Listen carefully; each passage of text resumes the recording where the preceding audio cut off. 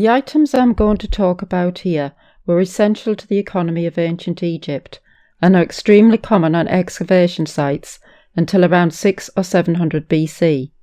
They are flint sickle blades, and hundreds of these have been excavated from the royal site of Amarna. In fact, almost every museum which has Amarna material has sickle blades. These are the examples from the Egypt Centre.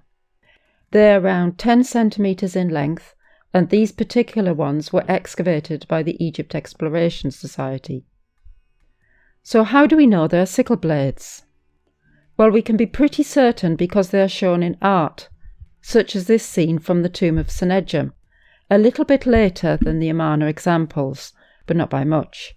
If we look closely at the sickle here, we can see that it is individual teeth. And this fine example from the British Museum shows a wonderful sickle with the blade still attached. It even has the owner's name in gold leaf, so it is unlikely to have been used for everyday purposes. It's from Thebes, and roughly the same date as the Amarna sickles. I really wish we had this in the Egypt Centre. We might imagine that ours would look a bit like this when hafted. I've probably made the blades a bit too big for the haft, but you get the idea, I hope. Note that the blade at the end of the sickle is pointed, sort of triangular shaped, while the rest is straight, specially shaped to fit the haft.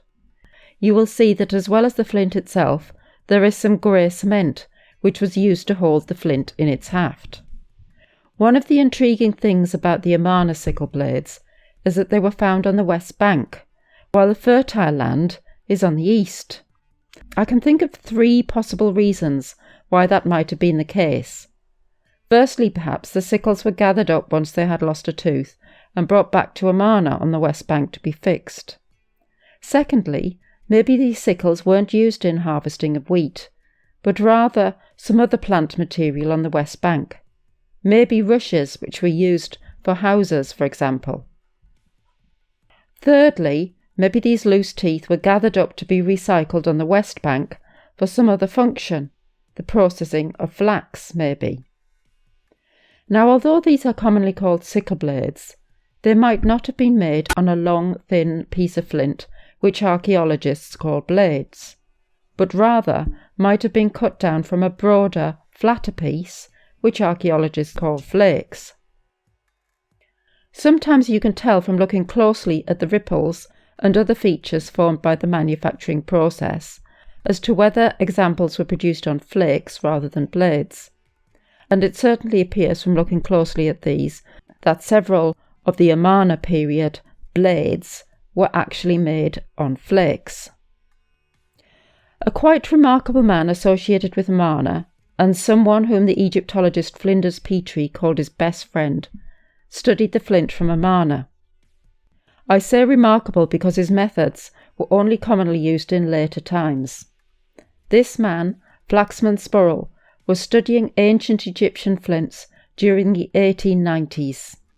In 1894, Spurrell described parts of pebbles from Amarna which had been naturally split by the action of weather and which had been gathered together for use at the south end of the city. He also states a similar use of material of the same date at Gurob. Some of these pieces appeared to Spurrell to have been used to manufacture flint sickle blades.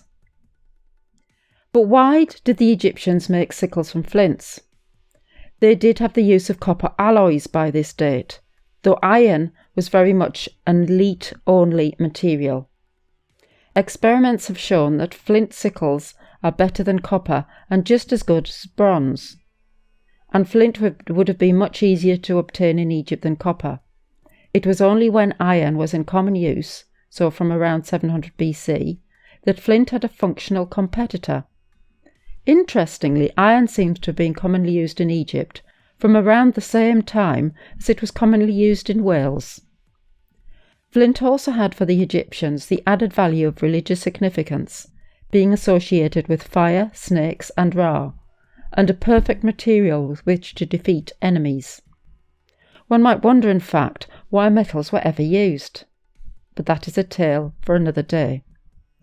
If you want to know more about flint sickle blades at Amarna, follow the link at the end of this video. or below.